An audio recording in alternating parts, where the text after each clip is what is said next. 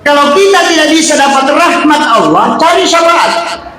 Siapa yang dijanji syafaat? Yang pertama yang dijanji syafaat, orang yang sudah bermimpi ketemu Nabi. Itu dijamin. Mau tahu amalan mimpi ketemu Nabi? Kalau mau mimpi ketemu Nabi, saya kemarin dikasih tahu sama guru tak, jangan marah dan jengkel selama 40 hari. Itu saja. Jangan marah selama 40 hari. Kalau kita Pak, 40 kali marah satu hari.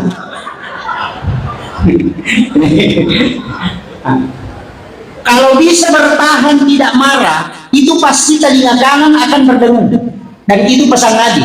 Siapa yang berdengung telinga kanannya, maka saya menyebut namanya di hadapan jamaah para malaikat yang mulia. Dan malaikat itu bertasbih hingga tembus ke telinganya. Maka dari situlah kita diminta membaca basmalah baru bersalawat dan doa kebaikan. Jangan tutup, biarkan dia berdengung, karena itu tasbihnya para malaikat. Terkoneksi dengan ruh kita. Cuma kadang kita kalau telinga berdengung lah cukup. Ini jangan. Kecuali yang kiri tutup dengan jari telunjuk, kemudian bacalah haula wala quwata illa billah. Itu tolawat.